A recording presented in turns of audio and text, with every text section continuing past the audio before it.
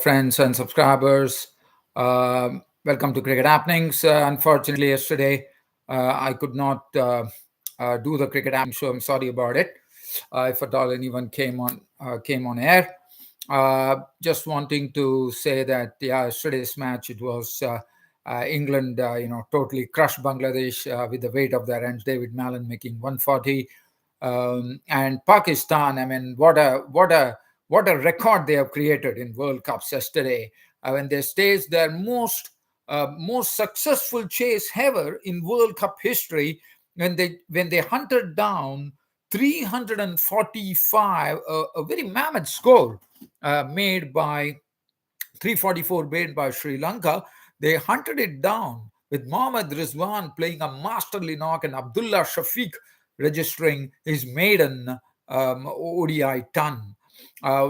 So that is not something I'm going to talk about. I just wanted to briefly touch on that because yesterday I didn't do my cricket show. But I'm out here today to narrate the tale of India today crushing Afghanistan by 8 wickets. And what a moment for Rohit Sharma. I mean, Rohit Sharma today holding the world record for the most number of sixes hit in any format of the game, whether it be T20, whether it be ODI, or whether it be test matches.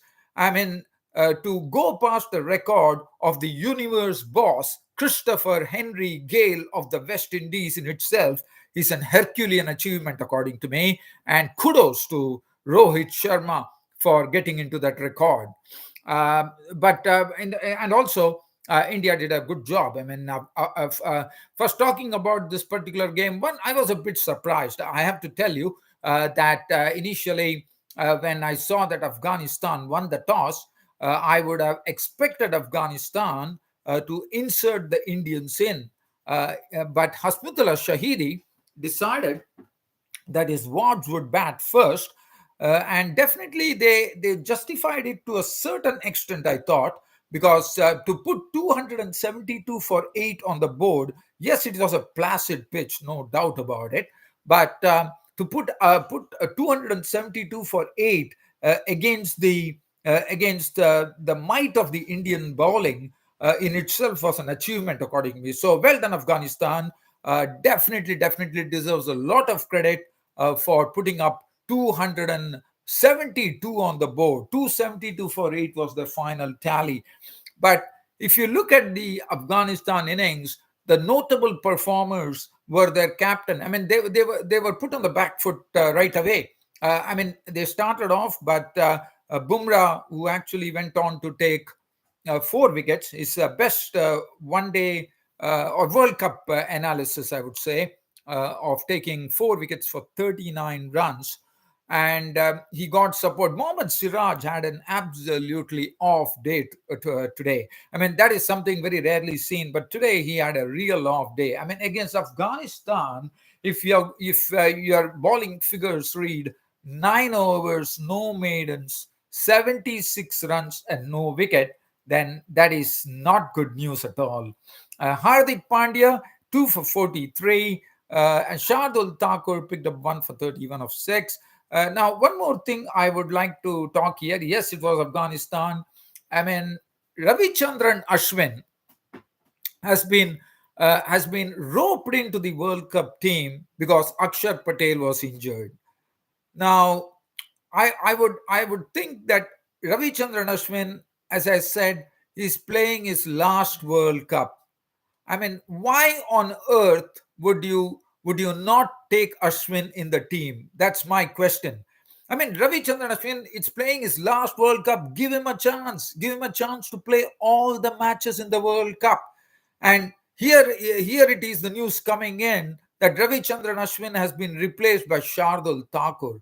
Well, to me, I definitely, as a host of this cricket show, my opinion is that I entirely disagree because I think Ravichandran Ashwin I mean, you know what he brings to the table, and to drop him in any of the matches, I don't think Ashwin should not be dropped in any of the matches in this World Cup unless and until he is injured because he is playing his last World Cup. He has already said that, and that is going to happen.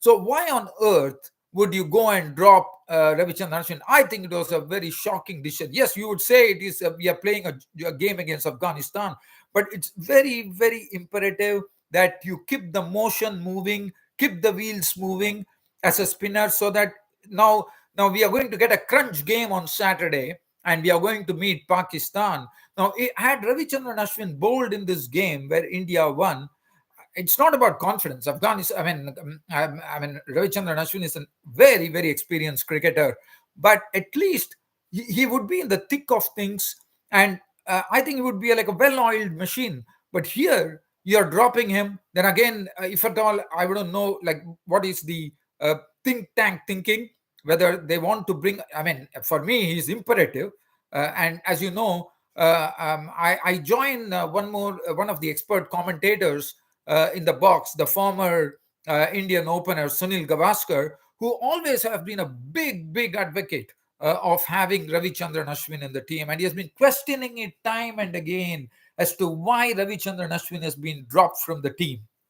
Now, to me, that really, really is something which hurts me. I mean, when I hear that Ravichandran Ashwin has been dropped, that is something which, and as I said, this is his last World Cup. Please, please never drop Ravichandran Ashwin from the team for any match in this World Cup. Right. Now, getting on to the story of the day. Uh, as I said, the pitch was good. Ramanullah Gurbaz made 21. Zadran looked good, 22 of 28. And then Rahmat Shah was dismissed by Thakur for 16. But definitely, Afghanistan were they started off well. I mean, they were sedate in the initial stages, and then we saw the spinners coming into the equation as well.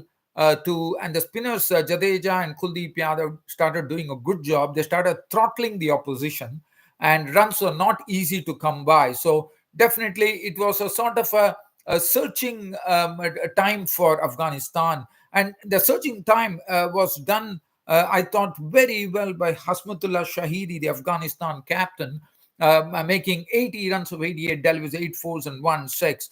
And Azmatullah Omarzai, who was looking absolutely adept at the crease, no doubt about it. But what I liked about it is after sussing up the pitch and after looking at the situation when the right time came, I thought Azmatullah Omarzai totally opened up and he started hitting the spinners out of line. And that was good to see. He hit 4 sixes and 2 boundaries in a knock of 62 of 69 deliveries.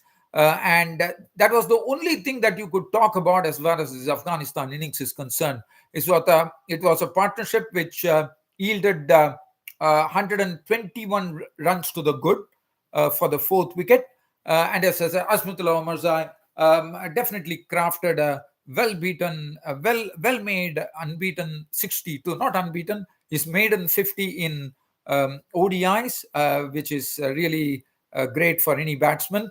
And he's a young player. 62 of 69 balls, 2 fours, 4 sixes. A very impressive knock from Asmatullah Omarzai. Other than that, Mohammad Nabi, well, he could not force the pace. He was gone for 19. And in the circumstances after what Hasmutullah Shahidi and Asmatullah Omarzai had done, I would have expected the experienced Mohammad Nabi to really come to the party, but it was not to be. And other than that, if you look at that, Rashid Khan struck a few lusty blows, 16 of 12 deliveries, 1 4, 1 6. Mujibur Rahman also made 10 of 12 with 2 boundaries, and that was a 272 for 8 Afghanistan score. But again, as I said, full credit to Afghanistan. I thought they definitely batted well. So I'm giving credit to them. That was good batsmanship on the part of Afghanistan. Now it was the turn for India to chase down this total. I felt very sorry for the Afghanistan bowlers, first and foremost, because they definitely were all at sea against the Indian batsmen. And Rohit Sharma, in particular, he is such a languid player, and in the way he actually played his strokes, minimum of effort, maximum results. And that's what we saw. We saw five maximums hit by Rohit Sharma. One of those was humongous. It was a 93-meter six, I reckon. In fact, Shreyas Iyer went and hit a 103-meter six. So, in fact, even better that. But talking about this partnership of and Shubman Gill was not there, but again, as it was Afghanistan, it didn't matter much. But Ishan Kishan was another the solid rock behind it. He made a runner ball 47 of 47. But look at that Rohit Sharma innings, 131. I mean, no bowler was spared. If you look at the bowling, let's have a look at the bowling to see what was the damage which was done by Rohit Sharma to the Afghanistan bowlers. Fazali Farooqi, 6 overs, no maiden, none for 50. Mujibur Rahman, 8 overs, no maiden, none for 64. Navinul Haq, 5 overs, no maiden, none for 31. You know, Navinul Haq is someone who is a sort of a nemesis to Virat Kohli. But today, I was very happy to see at the end of the game where Navinul Haq and Virat Kohli shook hands and each one tapped each other on their backs. As you know, in the IPL, what happened between Virat Kohli and Navinul Haq. So Navinul Haq first, number 31. Asmatullah Omarzai also he also bowled 4 overs, none for 34. Nabi 4 overs, none for 32, and Rashid Khan 2 for 57. One pretty much didn't understand the reason why Rashid Sharma was introduced a bit late in the piece. I mean, you have 272 runs to defend, so why wouldn't you, bring Rashid Khan? Probably the Shahidi, after looking at the way Rohit Sharma was bashing the bowlers, he was pretty reluctant to probably press Rashid Khan into service. But he was the one who actually picked up Rohit Sharma's wicket with a flipper, which Rohit Sharma, but not after Rohit Sharma broke a few records. He tried to heave at the delivery, he basically tried to sweep him, and he was clean bowled of a flipper. And that was Rohit Sharma gone for 131 of 84 deliveries, which included 16 fours and 2 sixes. The opening partnership with Ishan Kishan and Rohit Sharma. Talking about Rohit Sharma, as I said, he was smashing the ball to all parts of the park. And another thing about Rohit Sharma, as I said, he broke a lot of records. The first record he broke. Now he's the record holder for the maximum number of sixes hit in any format in cricket, eclipsing none other than the universe boss, Christopher Henry Gale of the West Indies. So that's a big achievement. Over and above that, now Rohit Sharma also has the maximum number of centuries in a World Cup. He has overtaken Sachin Tendulkar and Virat Kohli to that mark. 7 centuries in 8 World Cups. 7 centuries for Rohit Sharma. Virat Kohli also went into a record. Virat Kohli now has the maximum runs in World Cup history for India, going past Sachin Tendulkar. And Rohit Sharma, well, as I said, he is someone who looks, his strokes are absolutely languid. He's aesthetically pleasing to the audience. When you see his knock, as I said, it is very, very minimum of effort.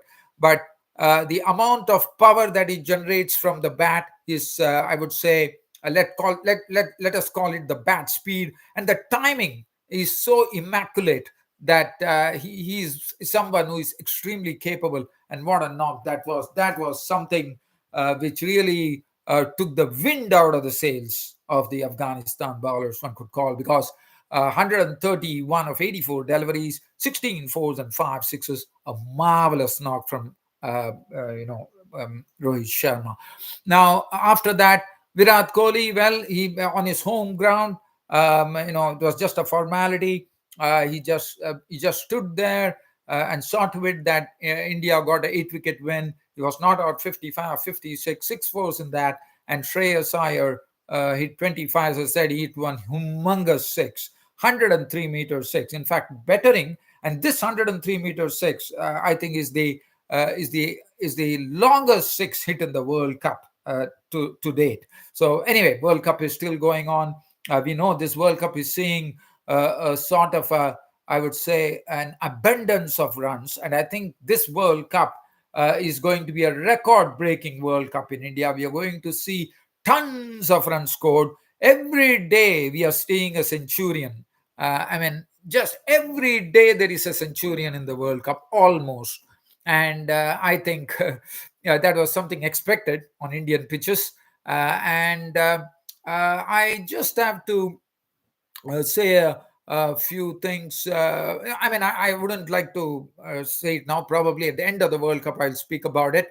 But nevertheless, we had some great excitement at the Firozshah Kotla in Delhi. I mean, it was the ninth match of the World Cup, and I thought it was a wonderful match. But as I said, full credit to Afghanistan, but really felt sorry for the bowlers who really had to go for a leather hunt here when the blade of Rohit Sharma started crashing each and every bowler all around the park.